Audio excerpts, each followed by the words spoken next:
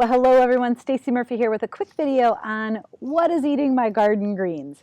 And this is a topic that comes up a lot for new growers, especially because here's the deal. Whenever you plant food, things come to eat it.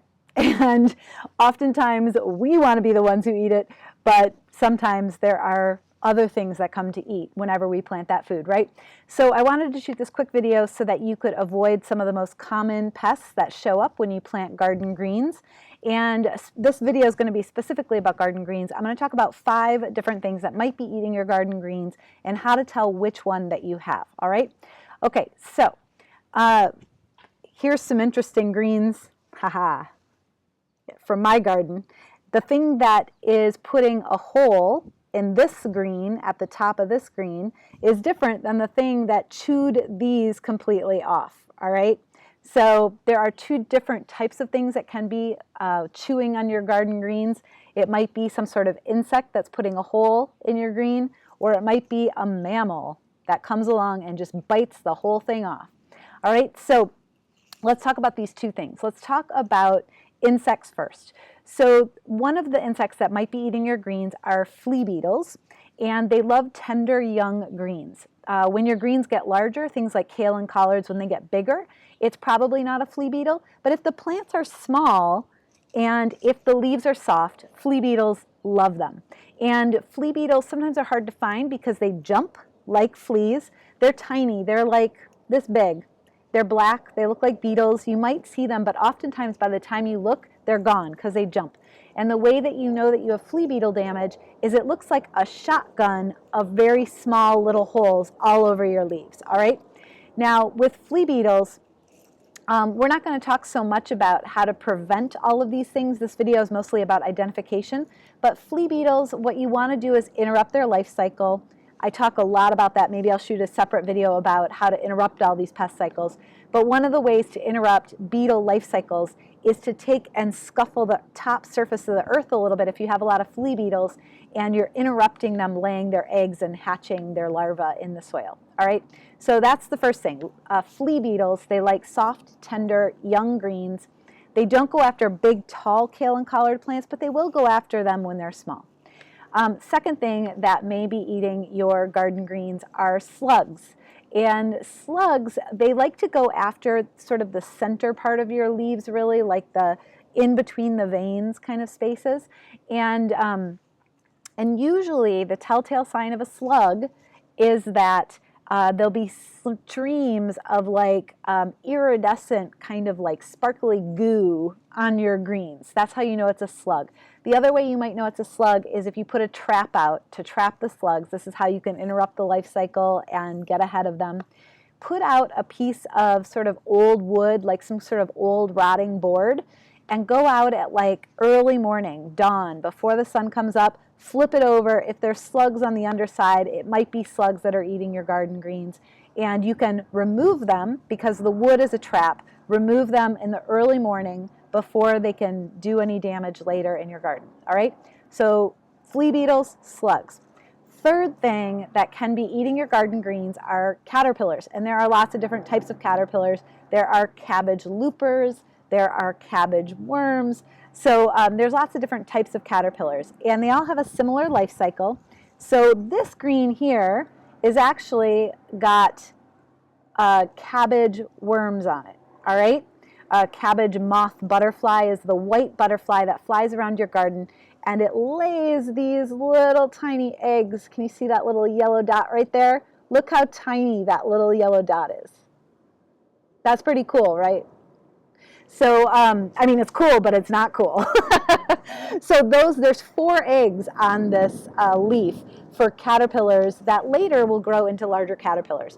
And this little hole here, right there, is something that was basically one of these eggs probably hatched and produced a tiny caterpillar that chewed that little hole.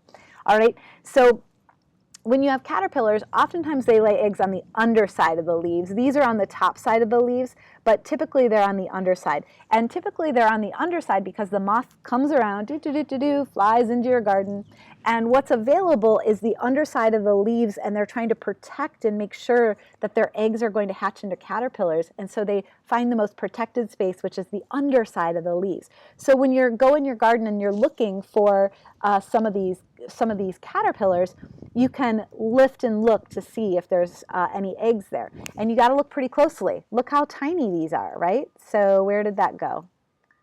Look how tiny that little egg is right there. Can you see the shadow of the egg as I turn the leaf a little bit? Pretty cool, right? Again, not so cool, but pretty cool. Nature's cool. So what you want to do with your caterpillars is you want to get ahead of the life cycle, and there's a couple things you can do. If you have a small garden, you can go out and just look for them, and all you have to do is brush that egg off of the leaf, and that caterpillar will never find that leaf again because it doesn't have the ability to crawl up the plant. So basically just brushing them off works. Another method that you can do is if your greens are hardy and they're tough, like cabbage heads, they have really tough outer leaves, and those cabbage moths, they like to lay eggs on the underside. I take my hose sometimes and I just spray it really hard on the underside, and that washes off any of those eggs. But the other thing you can also do is harvest regularly. So if these eggs are being typically laid on the outer layers of leaves, harvest off the outer layer of leaves, rub any, eggs off or whatever, caterpillars off, and eat them. You stay ahead and you actually get to enjoy your greens versus the caterpillars. So oftentimes when I see big caterpillar populations, it's usually because somebody is not harvesting enough. So that's good news. That means you can harvest more if you have a lot of caterpillars. And there are some parts of the world where caterpillars are more present, I get that, than others. And some people, everybody's got their own pests to worry about. So you might be in a place where you have a ton of caterpillars, and that might be your one issue. So you just got to stay ahead of it. Harvesting weekly can help you a lot, all right? And then at least weekly. I mean, if you're harvesting every day, even better. Okay, that's three things that can be, three things that can be eating your greens. The fourth thing that can be eating your greens, another insect, is a cutworm. So if your greens are just leveled near the base of the plant, it looks like the whole thing has just been eaten clean off, and all you have is a little stem left in the ground. That's typically a cutworm. All right, so those are typically less of an issue, but that's how you identify if you have cutworms. Now, the fifth thing that, before I go to the fifth thing, let me mention one thing. So we've been talking about insects, and a lot of people wonder, are ants a problem in my garden? Are they eating my greens? No, typically they're not. Unless you're in a tropical area where there are leafcutter ants that actually eat the edges, like you can tell that they're leafcutter ants because they're eating all of the edges of the leaves, all right? But typically that's in tropical climates, so if you're not in a tropical climate, you don't have to worry about leafcutter ants. Ants are typically pretty beneficial in the garden. They pollinate our cucumbers and our squashes for us, and they do a bunch of other stuff. They break down organic matter in our gardens. They can sometimes be an issue if you have aphids. Ants can make aphids worse, but unless you have aphids as an issue, then you don't have to worry about the ants. Now, I didn't mention aphids. Aphids could be eating your greens. That's another thing that you could, but they're very visible. So just look at your plants and look to see if you see little bugs, they're most likely aphids. Little insects, little green insects on your greens, those are probably aphids. Sometimes they're gray. There is a cabbage aphid that's particularly strong in the fall months or in the cooler months, and it propagates at the center of the plant, like deep down in the center of the plant, and it breeds really quickly. So those are gray. So if they're gray, they might be cabbage aphids, and if they're green, they're probably just regular aphids. Brush them off, spray them off with water, wipe them off with your hands, rub them off. They have a hard time getting back up on your plants. They're usually not that bad of a pest to have. So here's what I want you to think of for all of these. We're not talking in depth about how to get rid of all of these. Here's what I want you to consider. If you maintain healthy soil And if you maintain a healthy ecosystem, your pests in general will stay in check. And if you, what I want you to think about is identifying all of this at an early stage, because the things like this and this only happen overnight when it's an animal, and I'm going to talk about that in a minute. If there are insects that are involved, this is how it starts, these little tiny holes. So just notice at this stage what's happening, identify what your issue is, take some preventative measures to interrupt the life cycle, and you're going to be fine. Everybody's got some pests in their garden. Everybody has diseases in their garden. It's kind of like being human. Like we all, there are sicknesses, there are diseases that are going around, and our immunity system decides how much of an issue it's going to be. So keep your garden habitat healthy by creating good habitat, good healthy soil. Watch, just observe. So when you start to see things at this size, when it's a tiny problem, then you want to step in and say, okay, what is the pest? And put in place some preventative measures, and you'll be just fine, I promise. You'll figure this out. Everybody goes through this when they're first getting started. And what you'll find is that your garden specifically will have a couple of pests to deal with, and somebody else will have different pests to deal with, all right? So the last thing that could be eating your greens is something like this, is a mammal. And we have tree rats here. So they are ferocious. They eat so much kale and collards out of our garden. So what we're doing here is we're putting away our kale and our collards overnight, or we're putting them in a separate location where the tree rats can't get to them, or we're going to barricade them from the tree rats.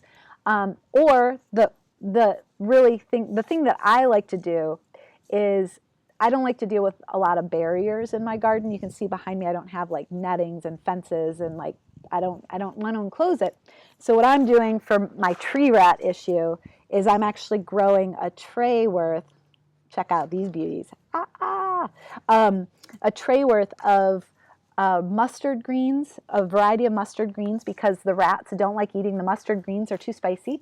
And I'm also growing a series of like dandelion and radicchio, things that are bitter, because I have some dandelion behind me that the rats are not eating. So I'm going after really spicy and really flavorful greens, and that way I'm just avoiding having to deal with the tree rats. That's one of your options always, is to not plant the things that are getting eaten in your garden, and just get rid of that whole headache, all right?